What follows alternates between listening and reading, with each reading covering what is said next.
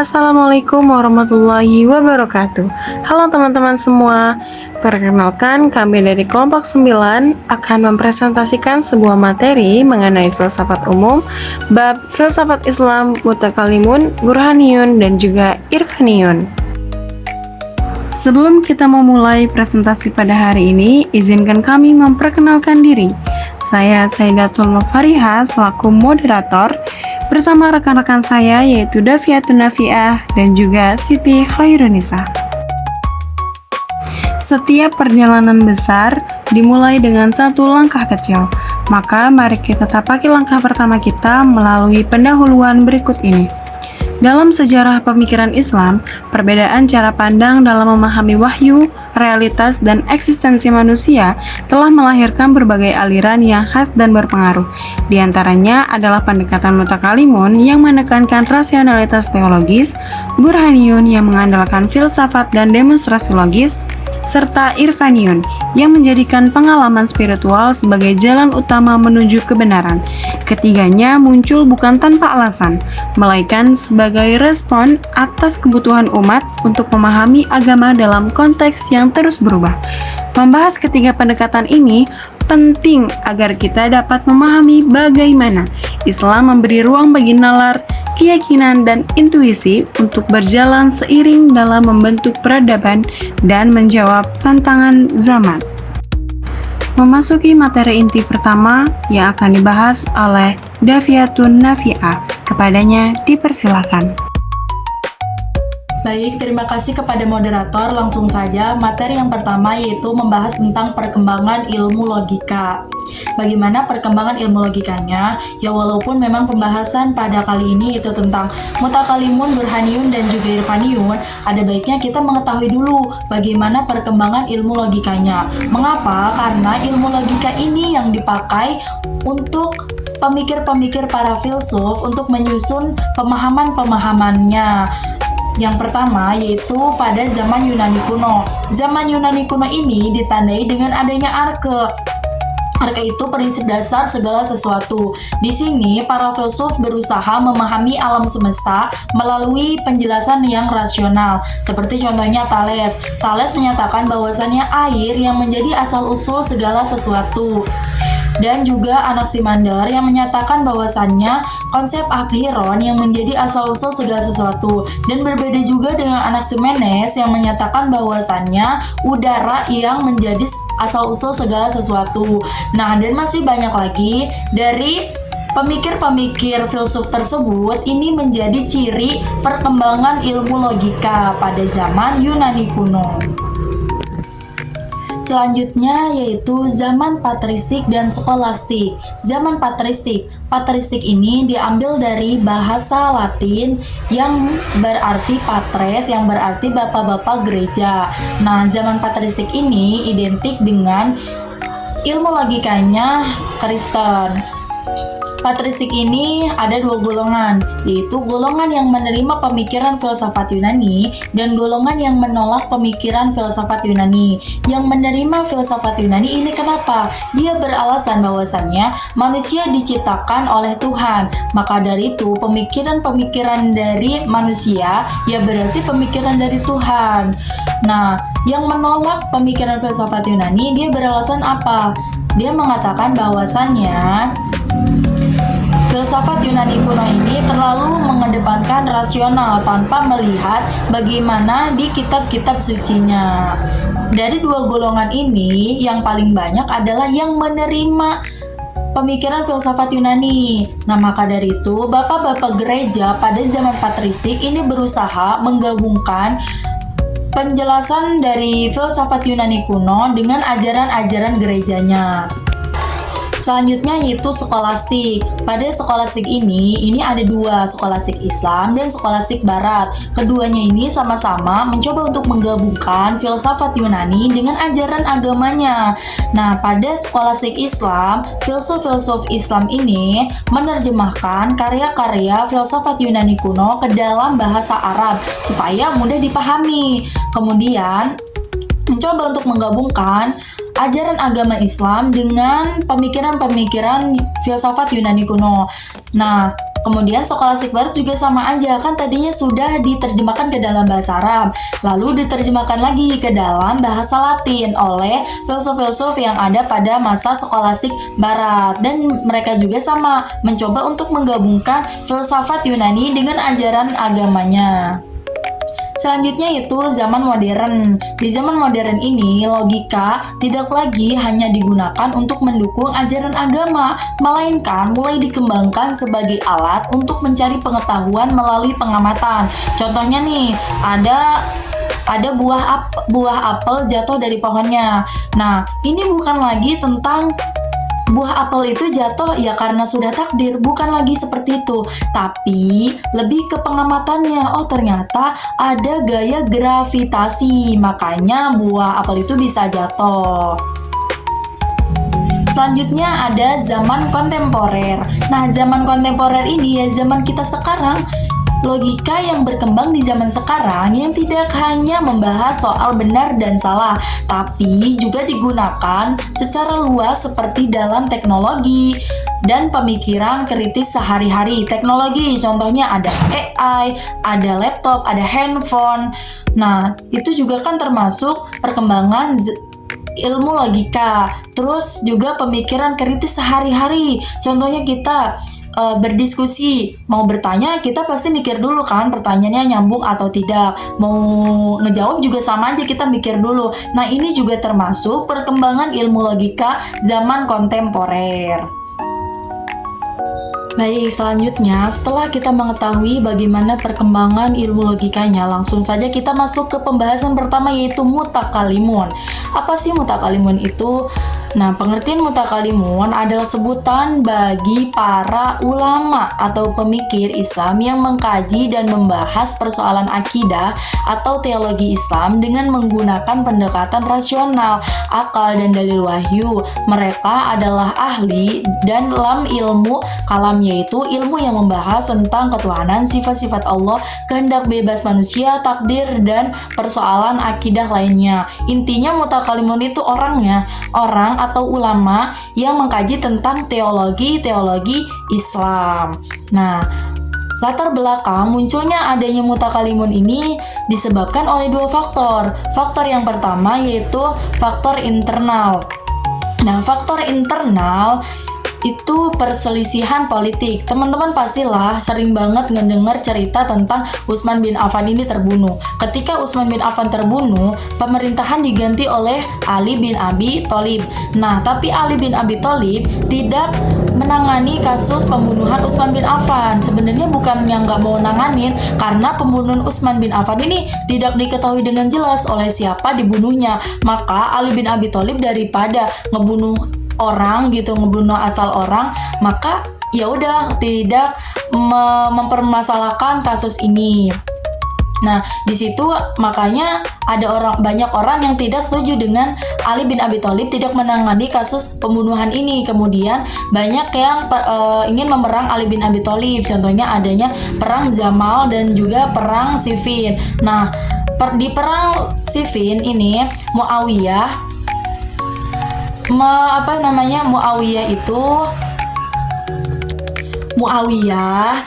mengusulkan adanya tahkim. Nah, tapi Ali bin Abi Thalib malah menerima tahkim ini, yang akhirnya Ali bin Abi Thalib diturunkan tidak menjadi pemerintahan lagi. Nah, dari perselisihan politik ini banyak yang kesel sama keputusan Ali. Kenapa Ali tidak lanjut memerangi Muawiyah, padahal di situ Ali bin Abi Thalib hampir saja memenangkan peperangan tersebut. Nah, disitulah akhirnya muncul aliran Khawarij, aliran Syiah, yaitu karena faktor internal, yaitu perselisihan politik. Dan yang kedua, perdebatan dosa dan status keimanan.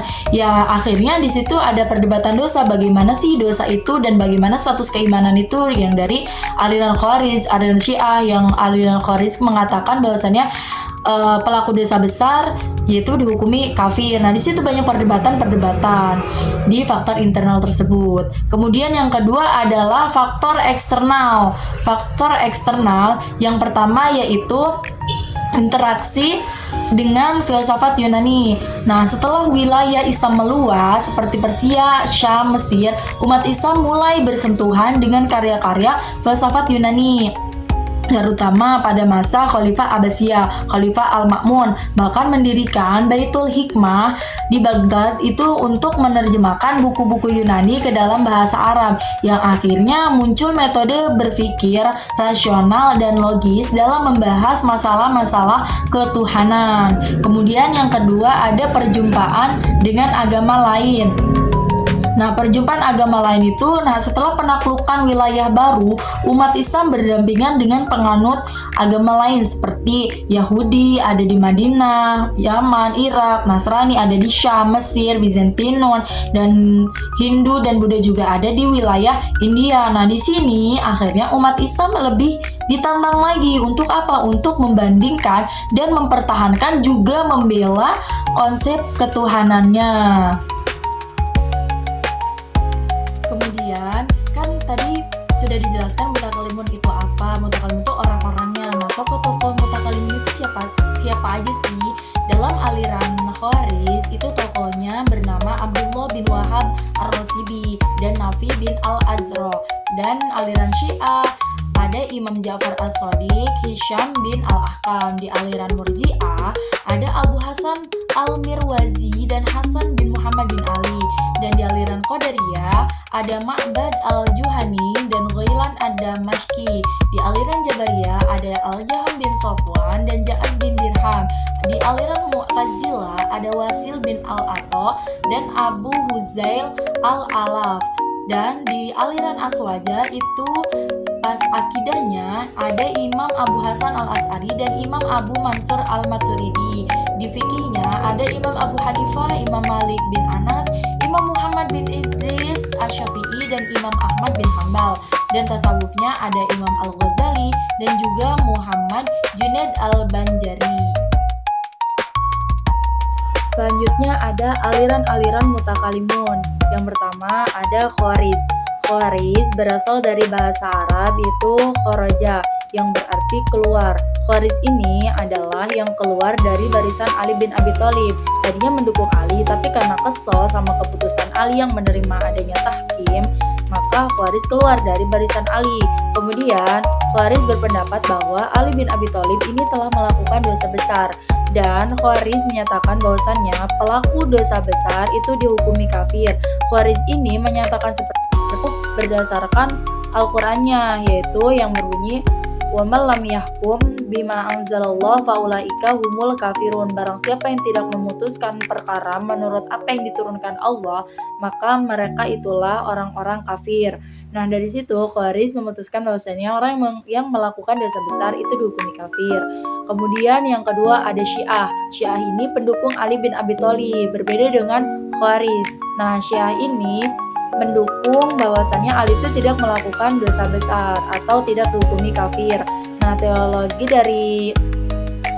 dari Syiah ini yaitu kepemimpinan setelah Nabi itu oleh imam yang ditunjuk oleh Allah. Syiah percaya bahwasannya Ali bin Abi Thalib ini pemimpin yang ditunjuk oleh Allah karena Ali itu suaminya dari Siti Fatimah. Siti Fatimah adalah anaknya Rasulullah. Nah, disitulah Syiah berpendapat bahwa Ali ini ditunjuk langsung oleh Allah. Nah, kemudian ada teologi ismah. Ismah di sini maksudnya adalah Syiah percaya bahwa setiap pemimpin itu tidak melakukan dosa karena pemimpin mempunyai strategis tersendiri yang walaupun kita tidak tahu mengapa pemimpin tersebut melakukan hal tersebut. Nah, selanjutnya ada Murji'ah. Murji'ah ini yang berarti menunda keputusan, tidak mengkafirkan. Berbeda dengan Khawarij dan Syiah, Murji'ah lebih ke menunda keputusan, tidak mengkafirkan, ya, menunda keputusan dari Allah. Nah, selanjutnya ada Qadariyah. Qadariyah ini percaya bahwa segala tindakan manusia tanpa campur tangan Allah. Jadi manusia bekerja dengan sendiri, Allah tuh cuma menciptakan saja. Nah, pemikiran dari Qadariyah ini sesuai dengan Al-Qur'annya, yaitu innallaha la yughayyiru ma biqaumin hatta yughayyiru ma bi anfusihim, bahwasannya Allah itu tidak akan mengubah suatu kaum kalau kaumnya itu yang tidak mengubah sendiri. Terus ada juga i'malu ma syi'tum innahu bima ta'maluna basir, perbuatlah apa yang kamu kehendaki, sesungguhnya Allah itu Maha melihat apa yang kamu kerjakan. Nah, ada juga wa qulil haq mir rabbikum faman syaa'a falyu'min wa man syaa'a falyakfur, katakanlah kebenaran dari Tuhanmu, barang siapa yang ingin beriman maka berimanlah, kalau dia kafir ya udah kafir aja gitu. Nah, dari ayat-ayat tersebut Qadariyah memutuskan bahwasannya percaya segala tindakan manusia itu tanpa campur tangan Allah. Nah, berbeda dengan Qadariyah, selanjutnya ada Jabariyah. Jabariyah ini percaya bahwa segala tindakan manusia adalah diatur oleh Allah.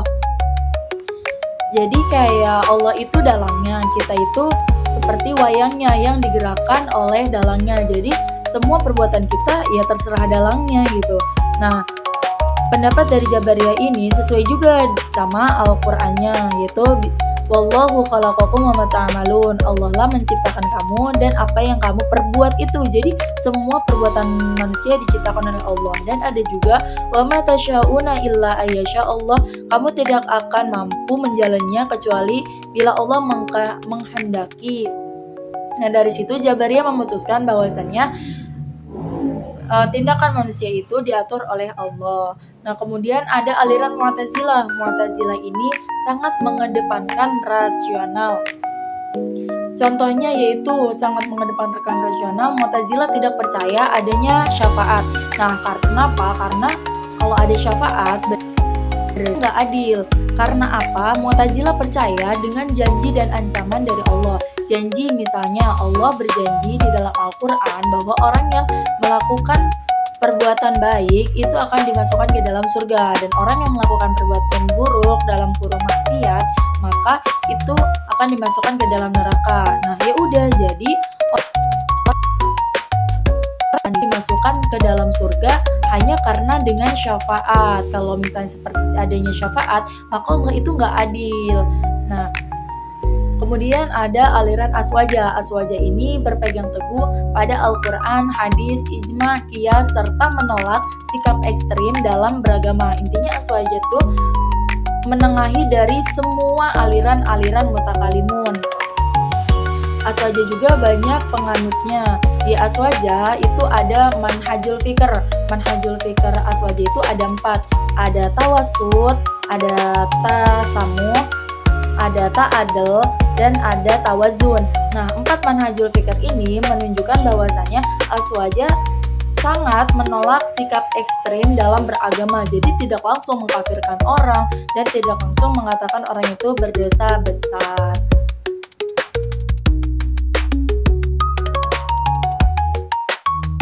Selanjutnya yaitu metodologi mutakalimun. Nah, metodologi itu cara yang dipakai oleh mutakalimun untuk memahami pemahaman-pemahaman dari mereka sendiri, yaitu dengan dalalah an-naqli. Dalalah an-naqli ini merujuk pada teks Al-Quran dan hadis sebagai sumber utama yang tadi saya sudah jelaskan berdasarkan Al-Qurannya. Nah, selanjutnya ada dalalah al-aqli, menggunakan akal sebagai dalil untuk memahami kebenaran ajaran agama. Jadi bukan hanya berdasarkan Al-Qur'annya, tapi juga memahami kebenarannya itu berdasarkan akalnya, seperti pada Mu'tazilah yang sangat mengedepankan rasionalnya. Kemudian ada Al-Jadaliyah. Jadaliyah itu metode dialog dan debat untuk menguji dan mempertahankan keyakinan, seperti Khawarij sama Syiah itu kan berbeda. Nah, mereka punya cara tersendiri untuk mempertahankan keyakinannya. Seperti juga Qadariyah sama Jabariyah kan berbeda. Nah, mereka juga mempertahankan keyakinannya dengan cara-cara tersendiri. Nah, yang selanjutnya adalah al-istidlal al-mansukh. Ini penarikan kesimpulan yang sistematis.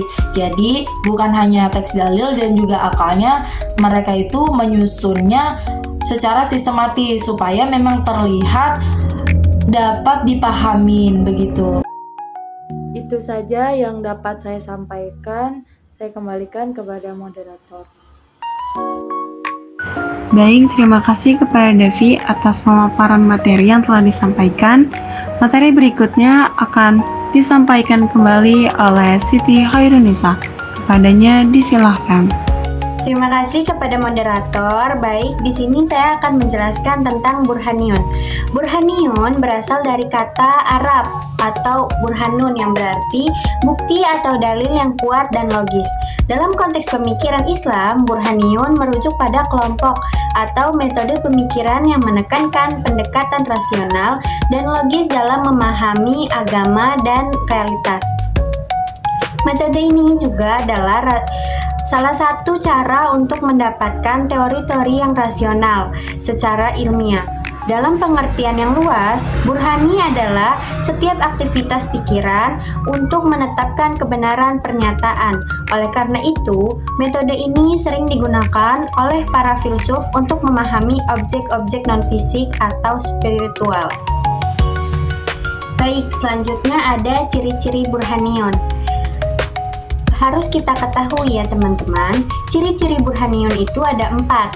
Yang pertama di sini ada rasional dan logis. Apa sih rasional dan logis itu?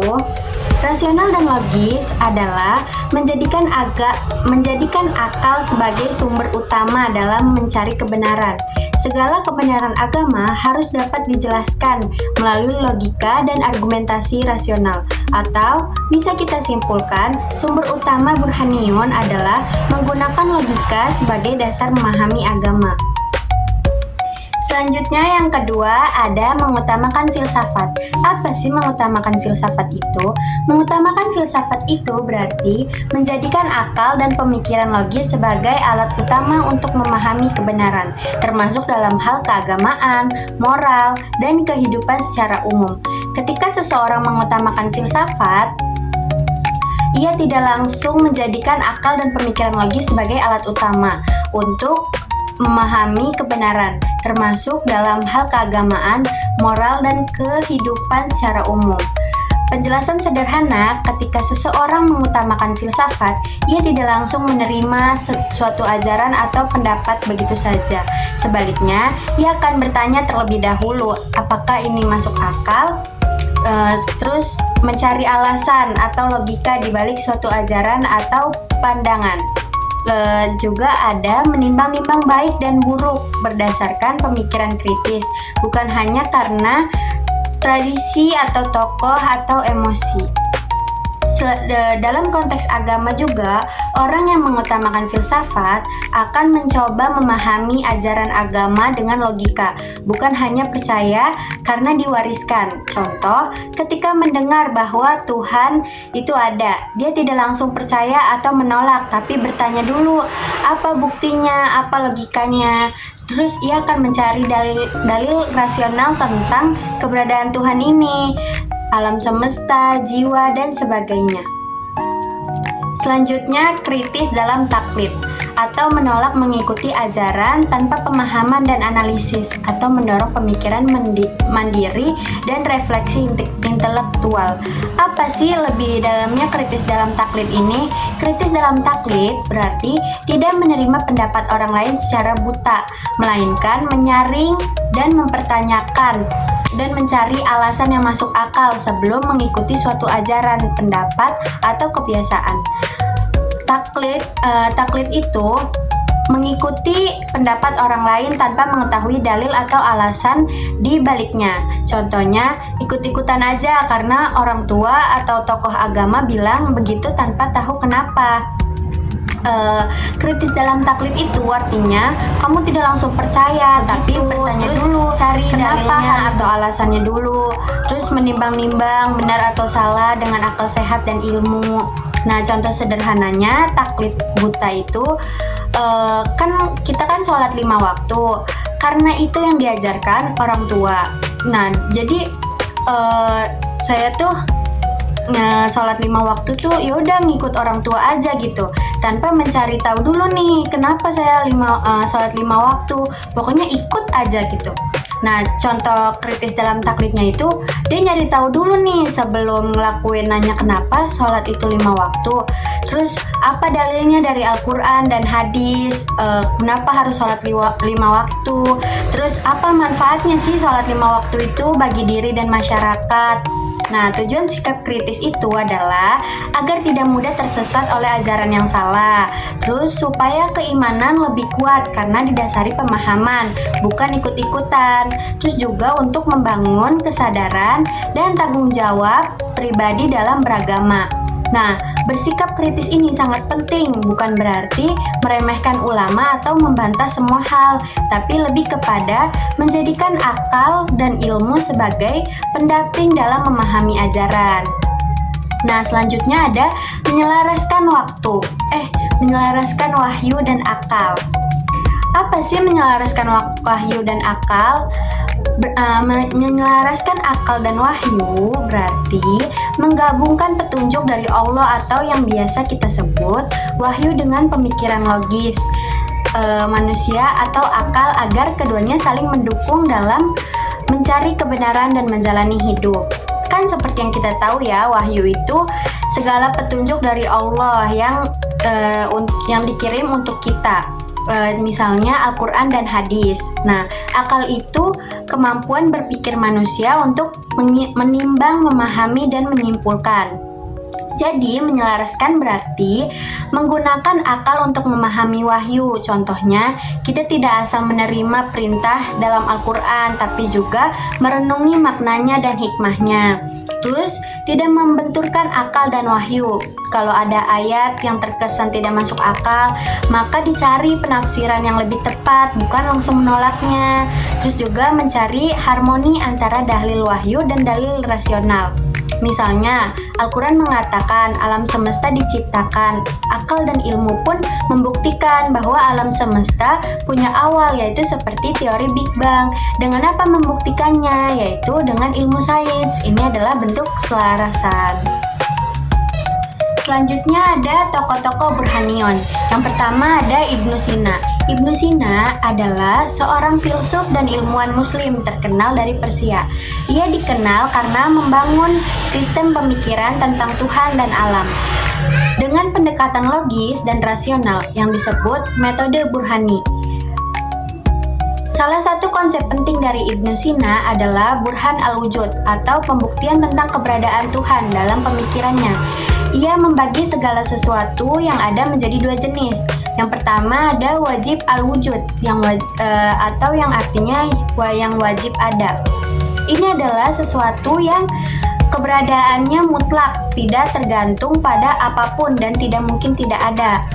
Ibnu Sina menjelaskan bahwa hanya Tuhan atau Allah yang masuk kategori ini. Tuhan ada dengan sendirinya dan menjadi sumber dari segala keberadaan. Yang kedua ada mukmin al-wujud yang artinya yang mungkin ada. Ini adalah segala sesuatu selain Tuhan seperti manusia, alam, dan makhluk lainnya. Keberadaan mereka mungkin ada atau mungkin tidak ada, dan mereka butuh sesuatu yang lain agar bisa ada, yaitu Tuhan sebagai penyebab utama keberadaan. Dengan konsep ini, Ibnu Sina menunjukkan secara rasional bahwa berdiri sendiri dan pasti ada satu keberadaan yang mutlak dan tidak tergantung, yaitu Tuhan. Inilah inti dari pembuktian rasional Ibnu Sina tentang keberadaan Tuhan. Selanjutnya, yang kedua ada Al-Farabi. Al-Farabi adalah seorang filsuf muslim yang percaya bahwa untuk benar-benar memahami wahyu atau petunjuk dari Allah, kita harus menggunakan akal dan logika. Menurutnya, wahyu dan akal tidak saling bertentangan karena keduanya datang dari sumber kebenaran yang sama, yaitu Allah. Dalam karyanya Al-Jama' Baina Rayai Al-Hakimain, ia menjelaskan bahwa nabi dan filsuf sejati sebenarnya memiliki tujuan yang sama, yaitu menyampaikan dan mencari kebenaran. Nabi menyampaikan kebenaran dalam bentuk wahyu yang simbolik atau mudah dipahami dan oleh masyarakat umum, sementara filsuf menjelaskan kebenaran itu dengan argumen logis dan rasional. Jadi, menurut Al-Farabi, wahyu dan akal akan bertemu di satu titik keduanya, menunjukkan kebenaran yang sama hanya dengan cara penyampaian yang berbeda. Inilah yang membuat ilmu dan agama bagi Al-Farabi bisa berjalan selaras dan saling mendukung. Selanjutnya yang ketiga ada Ibnu Rushd. Siapa sih Ibnu Rushd itu? Ibnu Rushd adalah tokoh filsuf muslim yang sangat membela pengguna akal dan logika dalam memahami agama. Ia menolak cara memahami ajaran agama yang hanya secara harfiah atau literal, atau secara mistik. Jika ternyata cara itu bertentangan dengan akal sehat, menurut Ibnu Rushd, kebenaran yang datang dari wahyu dan kebenaran yang ditemukan lewat akal pasti selaras, karena keduanya berasal dari Allah. Jika ada ayat ajaran agama yang terlihat bertentangan dengan akal, maka itu bukan berarti wahyunya yang salah, tapi cara kita memahaminya yang perlu diperbaiki. Solusinya adalah dengan takwil, yaitu penafsiran makna secara rasional dan mendalam, bukan hanya terpaku pada arti kata-kata. Dengan takwil, kita bisa memahami maksud sebenarnya dan wahyu dengan cara sesuai dengan akal dan ilmu pengetahuan. Jadi bagi Ibnu Rushd, akal adalah kunci untuk memahami agama dengan benar, bukan sesuatu yang bertentangan dengan iman. Baik, selanjutnya ada tujuan Burhaniyun. Pertama, ada membela akidah Islam dari serangan ideologi atau pemikiran lain dengan argumen rasional.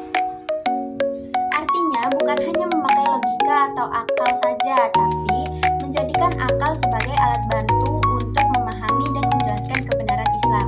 Dengan akal, kita bisa menjawab berbagai pertanyaan atau keraguan yang datang dari ideologi atau pemikiran lain, seperti ateisme, sekularisme, atau liberalisme, menunjukkan bahwa ajaran Islam selaras dengan ilmu pengetahuan dan logika, bukan bertentangan. Selanjutnya ada mengharmoniskan wahyu dan akal agar ajaran agama bisa dipahami secara intelektual dan logis. Artinya, tidak hanya dipercaya tapi juga dipahami secara masuk akal. Wahyu memberikan kebenaran yang pasti, sementara akal membantu kita untuk memahami dan merenungi isi wahyu itu. Jika keduanya berjalan seimbang, maka agama bisa diterima tidak hanya dengan hati, tapi juga dengan pikiran. Dengan begitu, kita tidak hanya beragama karena iman, tapi juga karena paham dan yakin secara intelektual bahwa ajaran Islam memang benar dan logis. Baik, terima kasih. Saya kembalikan kepada moderator. Baik, terima kasih kepada Siti Anissa atas pemaparan materinya. Selanjutnya saya akan menjelaskan materi mengenai Irfaniyun. Aliran Irfaniyun sendiri adalah aliran dalam filsafat Islam yang berorientasi pada irfan, yaitu mistisme Islam atau pengetahuan spiritual yang mengutamakan pengenalan langsung kepada Tuhan atau ma'rifatullah melalui penyucian jiwa dan juga pengalaman batin yang bukan hanya didapati melalui rasio atau indera saja. Irfaniyun sendiri tidak hanya bersifat teoritis, tetapi juga bersifat praktis, di mana dapat mencakup doktrin filosofis dan juga latihan spiritual yang memiliki tujuan membawa jiwa manusia menuju kesatuan eksistensial dengan Tuhan. Nah, dengan kata lain, aliran Irfaniyun sendiri adalah aliran bagi orang-orang yang mencari dan memahami kebenaran tentang Tuhan dan juga kehidupan yang bukan hanya lewat akal atau logika saja, tapi juga lewat pengalaman batin, perenungan mendalam, dan juga penyucian diri. Nah, biasanya mereka mendekatkan diri kepada Tuhan melalui zikir, doa, kontemplasi, dan juga latihan-latihan spiritual yang bukan hanya lewat jalur buku ataupun diskusi intelektual seperti biasanya. dan memiliki tujuan untuk mencapai ma'rifat, yaitu pengenalan yang mendalam dan langsung kepada Tuhan Yang Maha Esa. Selanjutnya ada tokoh-tokoh yang terkenal dari aliran Irfaniun. Tokoh yang pertama ada Ibnu Arabi.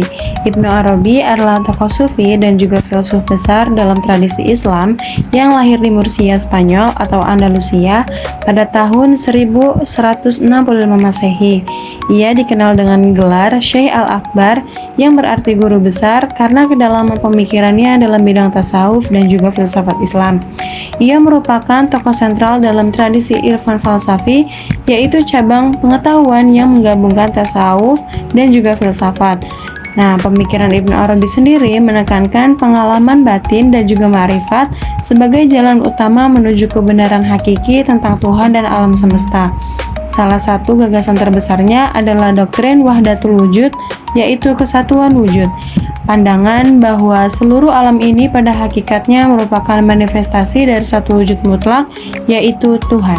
Menurutnya, segala sesuatu yang ada hanyalah pantulan dari keberadaan Tuhan dan tidak memiliki wujud yang independen.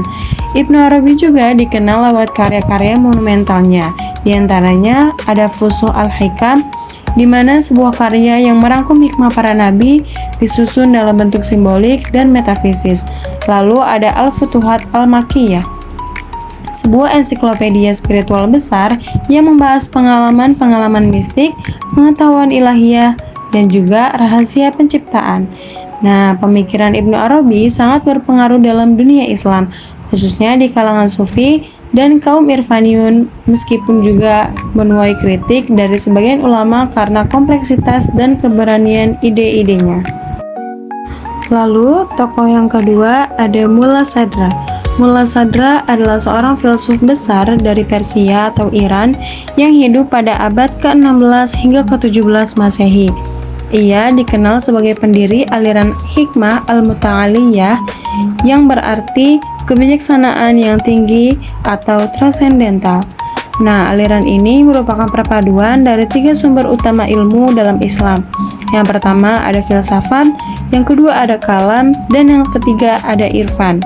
Dengan menggabungkan ketiganya, Mulla Sadra menciptakan sistem pemikiran yang mendalam dan juga menyeluruh, yang tidak hanya mengandalkan logika, tetapi juga pengalaman batin dan juga wahyu.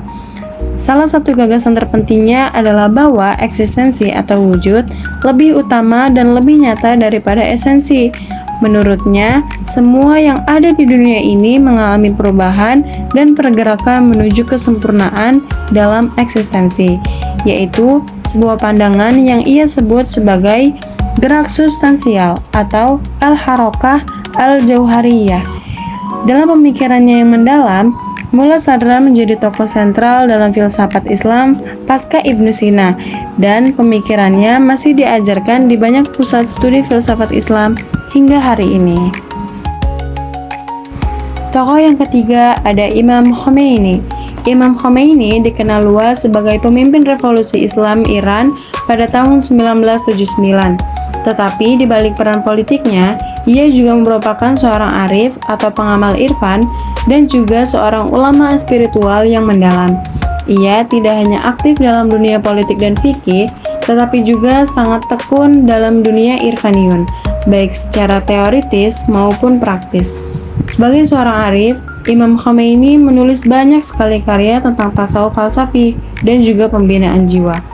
Ia mengajarkan bahwa perjuangan terbesar bukanlah melawan musuh dari luar, tetapi melawan hawa nafsu dan menyucikan diri. Beberapa karya pentingnya dalam bidang irfaniun antara lain, yang pertama ada Adabus Shalah, yang menjelaskan makna batin sholat sebagai jalan menuju kedekatan dengan Tuhan. Lalu yang kedua ada Misbahul Hidayah ila Khilafah wa Al-Wilayah, yang membahas aspek-aspek metafisis tentang kepemimpinan spiritual dan kedekatan dengan Allah. Karya-karya ini menunjukkan sisi mendalam Imam Khomeini sebagai seorang sufi filosof yang menekankan pentingnya penyucian hati, makrifat, dan perjalanan spiritual menuju Tuhan bukan hanya sebagai ibadah lahiriah. Tokoh selanjutnya ada Al-Hallaj dan Al-Suhrawardi. Al-Hallaj adalah seorang sufi terkenal dari Persia yang dikenal karena pengalamannya dalam penyatuan rohani dengan Tuhan. Ia menjadi simbol spiritualitas yang ekstrim karena keberaniannya mengungkapkan perasaan batin yang sangat mendalam, terutama lewat ucapan terkenalnya, "Ana al-Haq", "Aku adalah yang maha benar". Ungkapan ini dianggap oleh sebagian orang sebagai pernyataan penyatuan diri dengan Tuhan, tapi bukan dalam artian fisik, melainkan sebagai bentuk fana dalam kehadiran ilahi.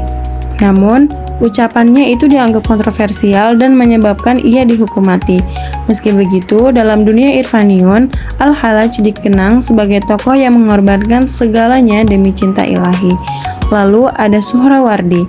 Suhrawardi adalah seorang filsuf muslim yang mendirikan aliran filsafat Ishraq atau filsafat iluminasi dan menggabungkan filsafat rasional dengan Plato, dengan unsur mistik dan cahaya sebagai simbol utama pengetahuan. Dalam pandangannya, cahaya adalah hakikat dari segala sesuatu, dan pengetahuan sejati datang bukan hanya dari akal, tetapi juga dari penyinaran batin yang sejalan dengan Irfaniun. Karena pemikirannya yang radikal dan spiritual, Suhrawardi juga dieksekusi oleh otoritas politik pada masanya. Keduanya, meski hidup di masa dan konteks yang berbeda, tetapi tetap menjadi ikon dalam tradisi Irfaniun, karena mereka menekankan pengalaman langsung dan batinia dalam mengenal Tuhan yang melampaui sekedar pemahaman logika atau syariat lahiriah. Selanjutnya, ciri-ciri pemikiran Irfaniun. Yang pertama, ada orisinalitas spiritual yang berbasis pada pengalaman batin dan tidak semata-mata pada dalil rasional.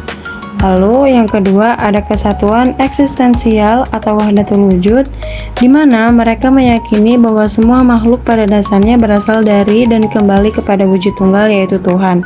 Segala sesuatu di alam hanyalah manifestasi darinya, bukan sesuatu yang berdiri sendiri. Lalu yang ketiga ada bahasa simbolik dan metaforis. Ajaran-ajaran Irfaniun sering disampaikan dalam bentuk simbol, puisi, atau juga kiasan karena realitas spiritual itu tidak bisa dijelaskan sepenuhnya dengan bahasa biasa. Lalu yang keempat ada pentingnya guru spiritual yaitu mursyid. Perjalanan spiritual tidak bisa dilakukan sendirian. Diperlukan bimbingan seseorang mursyid, yaitu orang yang telah mencapai ma'rifah agar murid tidak tersesat. Yang kelima, ada dimensi batin. Kaum Irfani tidak hanya melihat makna lahir dari ajaran agama, tetapi juga berusaha memahami makna terdalamnya atau batin lewat jalan thariqah dan juga hakikat. Lalu yang keenam, ada gabungan teori dan praktis. Pemikiran Irfani tidak berhenti di ide atau filsafat, tetapi menekankan latihan spiritual secara nyata seperti riyadhah atau disiplin jiwa, kemudian mujahadah yaitu perjuangan melawan hawa nafsu, dan juga zikir yang terus-menerus. Berikutnya ada asas-asas pemikiran Irfaniun. Yang pertama, tauhid wujud atau wahdatul wujud, di mana keyakinan bahwa hanya Tuhan yang benar-benar ada dan segala sesuatu selainnya hanyalah manifestasi darinya, dari Tuhan. Lalu yang kedua ada ma'rifah, yaitu pengetahuan spiritual langsung yang diperoleh lewat penyucian batin, bukan hanya dengan rasio pemikiran dan indera saja. Lalu yang ketiga ada tazkiyah dan riyadhah, yaitu penyucian diri melalui ibadah, zikir, zuhud, muhasabah, dan latihan spiritual lainnya. Asas berikutnya ada syuhud dan tajali, yaitu sebuah kesaksian batinia terhadap kehadiran Tuhan dan penampakannya dalam berbagai bentuk realitas. Lalu ada insan kamil, yaitu konsep di mana manusia yang paripurna menjadi cermin dari seluruh sifat Tuhan. Kemudian ada cinta ilahi atau mahabbah, di mana ini adalah cinta yang membakar ego dan membawa manusia menuju penyatuan dengan sang kekasih sejati yaitu Tuhan. Lalu yang terakhir ada thariqah dan hakikah, merupakan jalan batin yang ditempuh untuk mencapai kebenaran hakiki. Selanjutnya ada tujuan pemikiran dari aliran Irfaniun. Yang pertama adalah ma'rifatullah.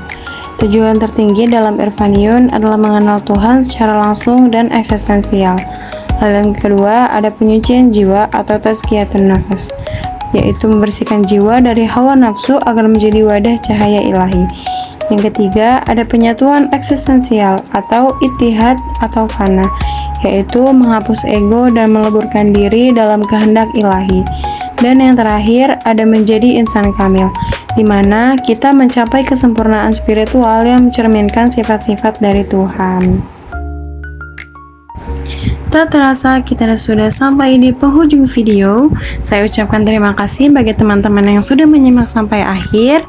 Wassalamualaikum warahmatullahi wabarakatuh.